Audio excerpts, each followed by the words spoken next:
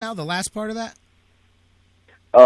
As far as Johnny Manziel being selected by the Browns, I think that was more of an owner's pick. Oh, I got you. Yeah. I think a lot of us have said that, man. I mean, obviously, Jimmy Haslam, I mean, it's his organization, and I'm not saying he made the decision and just cut everybody else out of it, but the final call was his, and I do think that people knew that. I think that, honestly, I think Mike Pettine got his defensive guy, and Ray Farmer got his trade for a first-round draft pick, and then it was kind of a compromise. It was like, hey, let's take a shot at this guy. And if you look at, listen, you guys, for those of us that thought Manziel wasn't going to be good, we know what we saw on the football, on the tape, all of that. But Jimmy Haslam, if you know anything about the kind of person that he is, and I mean, you can make your jokes about being a crook and all that, but look at him. He's an outgoing people person, a con man, whatever you want to call him. He's a good people person. He's a social guy. What is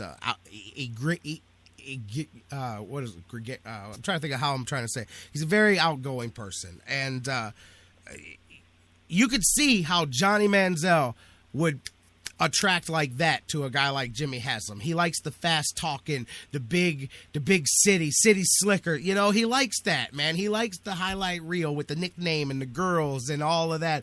The man that buys drinks when he walks in the bar. He's attracted to that kind of elusive personality, and I do believe that attracts him, and that's why you look at him because.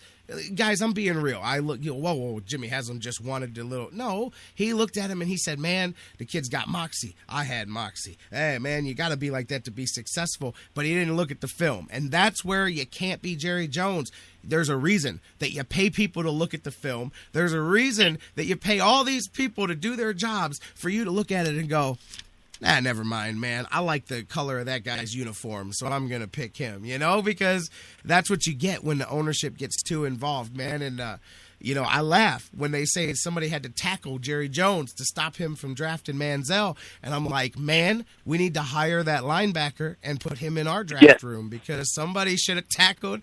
I'm kidding. I don't know if Haslam made the call himself. We know about the text message. We know about Logan's saying, hey, this kid wants to come here. And I think that played a part of it. It's like when you're sitting at the craps tables, man, if you go to the casino and you go on a run and you start not just winning, but just gambling. You get on a run, you get a rush, and you keep out. And I think that draft night turned out like that, and the Browns gambled really big on a guy that they had no business taking. And again, whether or not he can make it on the football field or not, it doesn't matter.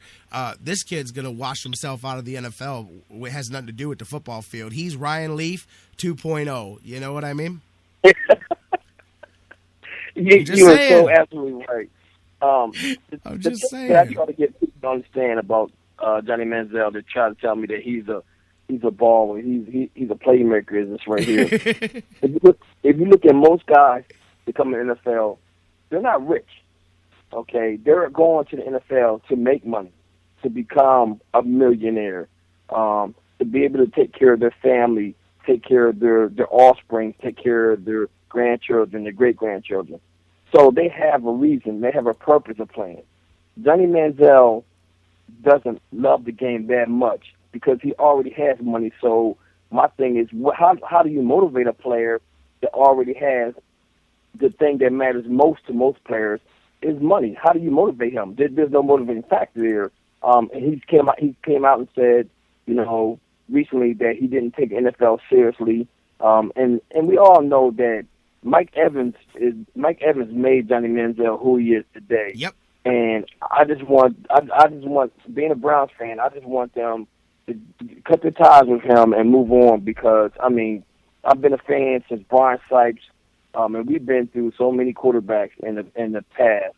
And it looked like we're probably going to end up keeping Hoyer now. And Sean and Connor didn't do too bad yesterday. Right. I think if he had more time to prepare, he probably would have made some throws. And for the situation, Josh Gordon, I love the guy to death. I mean, he brings a lot of finesse to the team.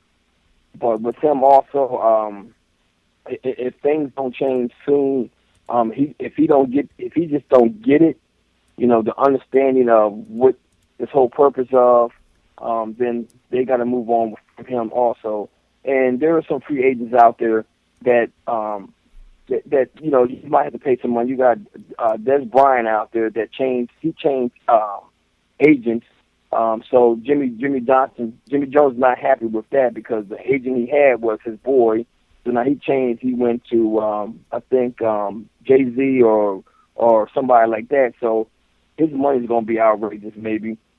But there are some wide receivers out there, free agency, that we can pick up if we choose to move Josh Gordon.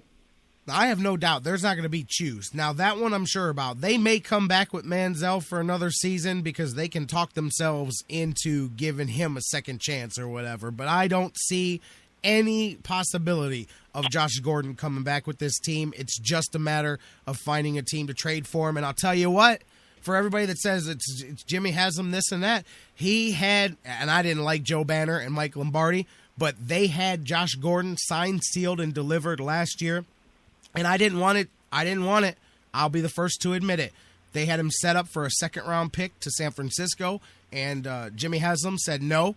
And that, as a matter of fact, started the whole everything that happened that led to them being rushed out of town and moving into the next regime. But, man, you're not getting a second-round pick for him now. I honestly believe with all that talent, there's not a team in the NFL that would trade you more than maybe at draft time. You could convince a New England to come off of maybe a fourth-round pick for him if you're lucky. But they absolutely, definitely are not coming back with Josh Gordon next year. And Josh Gordon did this on purpose, by the way. I'm going to talk about that in the next segment. Josh Gordon, this is an agent move right here, and that's why the Browns did what they did back to him. Josh Gordon thought that he was going to play the little reindeer games with the Browns, and they were going to cut him loose, and then he was going to get to go sign with somebody else and blame Cleveland for all of his problems. And the Browns said, oh, yeah? Well, you forgot that if you don't play 6 games this season, you don't become a free agent after 2015. Well, guess what? You're suspended. You didn't play 6 games this year because you've been suspended for 11. And now Josh Gordon's going to sue the NFL. He's going to sue the Browns because the Browns got him, and that's going to cost him millions and millions of dollars. And that's why they very quickly suspended Justin Gilbert the next morning, because they need examples. When the grievance comes through, they need to show that they also suspended somebody else and not just Josh Gordon. So now they can say, hey, we suspended our first-round pick the next day for less than what Josh Gordon did. He was just late, and we suspended him for the game. That's why the Browns suspended Justin Gilbert for Sunday's game. They were giving themselves some credibility for when this thing goes to court with Josh Gordon, which is where this thing is going to go with Josh Gordon. And I think Manziel, too. I'll get into it coming up here. I know I saw Triv on TAM start to say the same thing, hearing it from the inside, that this is a deal. Manziel wants out of Cleveland because it's Cleveland. Cleveland's not the right market for him. Cleveland's not the right place for him. All of Johnny's problems are Cleveland. All of Gordon's problems are Cleveland. So let these guys go be free. Go be free, my bird, and fly away. And let's see what happens, man, because I'm willing to bet they're not both going to come kick us in the butt. I know Cleveland's going, Johnny Manziel's going to come back. Josh Gordon's going to come back and score 4 touchdowns against us. No, he's not. No, he's not. And if he does, so what? So what? It won't be the first time. My man, Kevin, I appreciate the call. I got to keep it moving. Thank you so much. You have a good evening, man. Have a happy New Year. You too, my man. Absolutely. You too. Happy New Year. Great first-time caller. All right, guys, I promise I'm going to take some more calls. And matter of fact, let me see. I think I've got a couple of voice messages left here as we were heading out of that. And let's see. I do. Here we go. Last take from you guys before I get Dan Wismar on the phone. J-Rock, I'm sure you know who this is. Nope. At the beginning of the season, it's the mayor. I was chastised because I was against Johnny Manziel being the party boy. I was told boys will be boys and just leave him alone. Then the season comes, and I said, well, let's give him a chance. Hoyer was in a terrible slump. Well, we gave him a chance, and he failed, albeit 7 quarters. But my thing with Manziel now is he's not matured. He's not grown up as a person, let alone even as a quarterback. What I saw yesterday in Connor Shaw leads me to believe I would prefer to have the baggageless Connor Shaw than the baggage party boy Johnny Manziel. I'm sure Jerry Jones down in Dallas would love to have him as a backup to Tony Romo. Romo's not going to go on forever. Maybe in a couple of years, Johnny Party Boy can grow up. Although down in Dallas, I don't know if that's possible. As far as Gilbert, a couple of days ago, both him and Johnny Party Boy and Gordon said in the paper they were going to grow up and they were going to act like pros. Obviously, they got so drunk at the party on Friday that they forgot what they said. This is baggage. This is lack of character.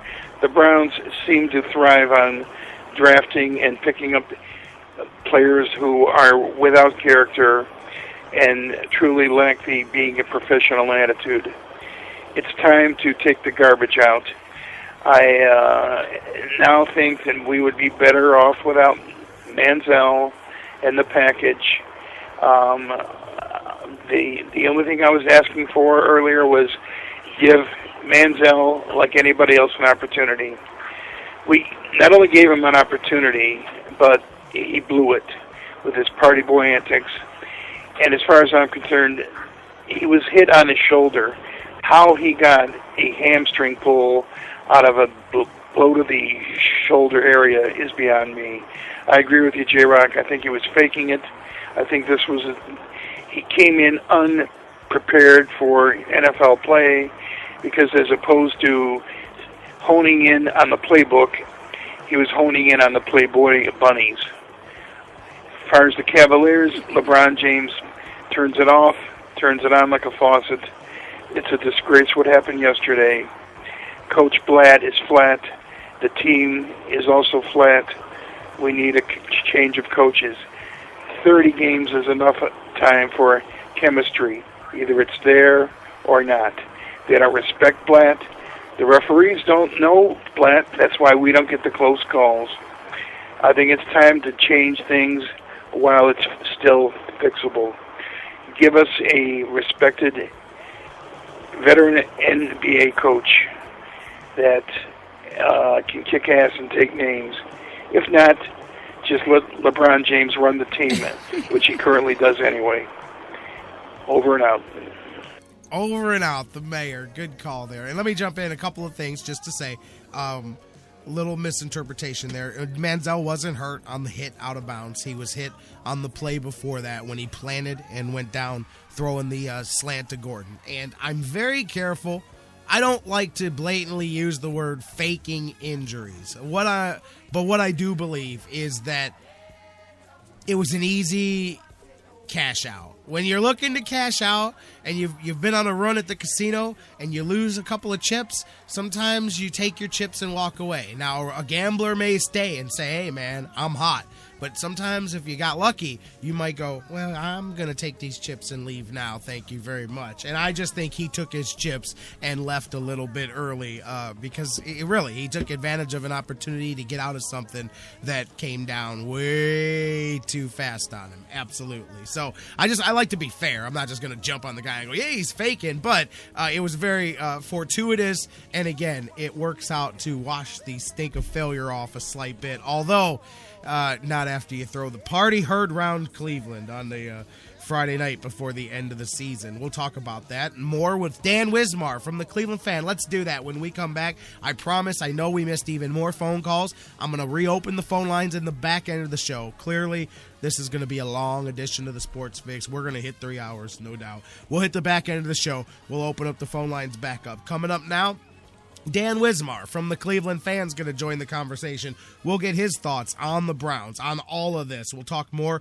get into the weekend that was here as we were starting to with Manziel and Gordon and Gilbert and all of that. Dan Wismar from the Cleveland Fan joins us to talk that, playoffs, Buckeyes in the college playoffs, and more. Eddy Jansen from More Than a Fan Cleveland talking those Cavaliers just about an hour from now. A whole lot of Sports Fix still coming your way. Don't go anywhere. We'll be right back with Dan Wismar talking Browns next here on The Fix.